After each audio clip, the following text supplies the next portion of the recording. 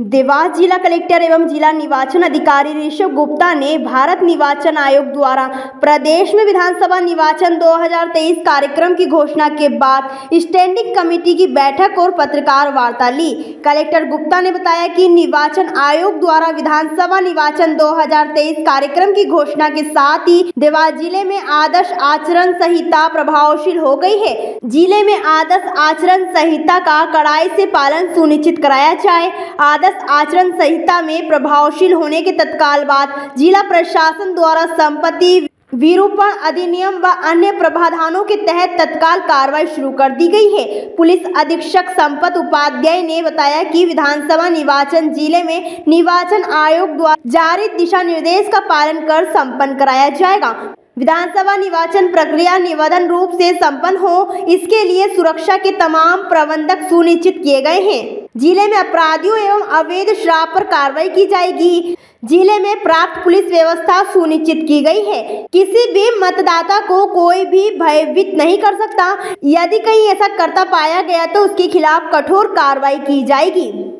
जैसा कि हम जानते हैं, आज चुनाव आयोग की घोषणा के बाद MCC लागू हो गई है।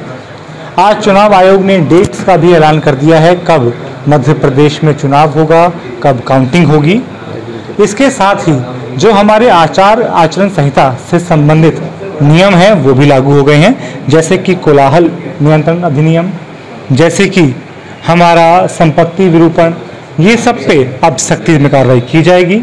144 के ऑर्डर्स भी जारी किए गए हैं। आज पॉलिटिकल पार्टीज की भी बैठक की गई थी, उसमें MCC के सभी प्रोविजंस के बारे में भी उनको अवगत करवाया गया है। किस प्रकार से व्यय लेखा को मेंटेन करना है, पार्टीज को, कैंडिडेट्स को, किस प्रकार से आपका आचरण रहेगा आने वाले त्योहारों के समय में, उन सभी बातों पर आज पॉलिटिकल पार्टीज के साथ जो आयोग के इंस्ट्रक्शंस हैं उनको साझा किया गया। जो इलेक्टोरल ऑफेंस है वो IPC की धाराओं में भी उल्लेखित है। इसके अलावा जो हमारे माइनर एक्ट्स हैं, जैसे कि संपत्ति विरूपण हो गया, कोलाहल का एक्ट हो गया, या फिर जो हमारे इलेक्टोरल के रिप्रेजेंटेशन एक्ट्स हैं, उन सब में प्रावधान दिए गए हैं इन सभी ऑफेंसेस के विरुद्ध क्या कार्रवाई होती है। तो इन सभी ऑफेंसेस को यदि किया जाता है तो पुलिस के द्वारा सख्त कार्रवाई की जाए। लेकर बेसिकली जो बात ये आई है कि अभी आने वाले टाइम में बहुत सारे पंडाल लगेंगे, वहाँ हमारे प्रत्याशी भी जाएंगे, वहाँ पर पॉलिटिकल पार्टी के लीडर्स भी जाएंगे।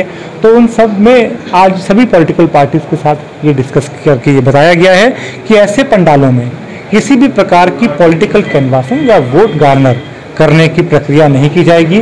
वैसे भी रिलीजियस इंस्टीट्यूट्स में यदि हम कैनवासिंग करते हैं तो वो इलेक्टोरल ऑफेंस में आता है, और यदि ऐसा किया जाता हुआ पाया जाएगा तो पंडाल का खर्चा भी उस कैंडिडेट के व्यय में जोड़ा जाएगा। शांतिपूर्ण चुनाव कराने के लिए पुलिस लगातार आचार संहिता से पहले ही सक्रिय रही है, जिसमें शराब के विरुद्ध कार्रवाई, अवैध हथियारों के विरुद्ध कार्रवाई, इसके साथ साथ वनरेबिलिटी मैपिंग की कार्रवाइयाँ चल रही थी और उसमें काफ़ी कार्रवाई भी हुई थी। आचार संहिता लागू होने के बाद हमारी 30 टीमें SST की लगेंगी, जो ज़िले की सीमाएँ बाकी ज़िलों से लगती हैं उस पर लगातार नज़र रखेंगी।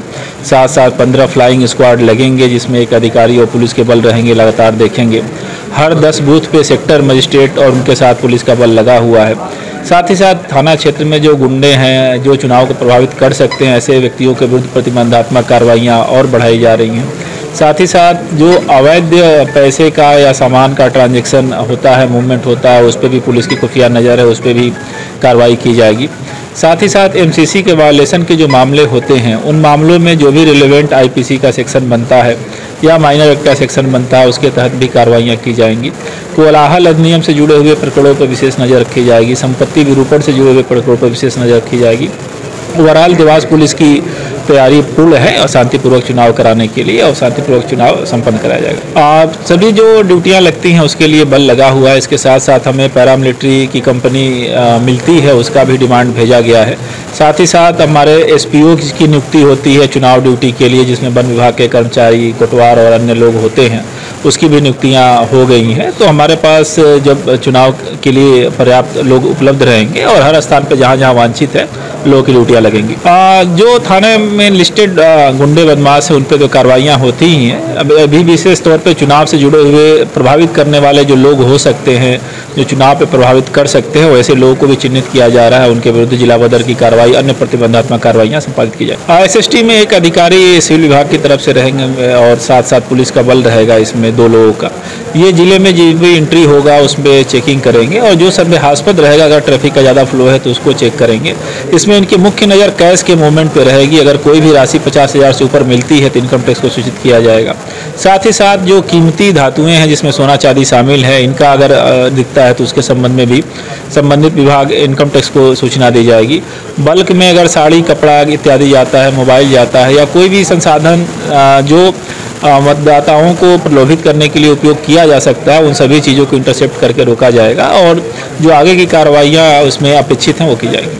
देवास से अभिषेक सोनी की रिपोर्ट।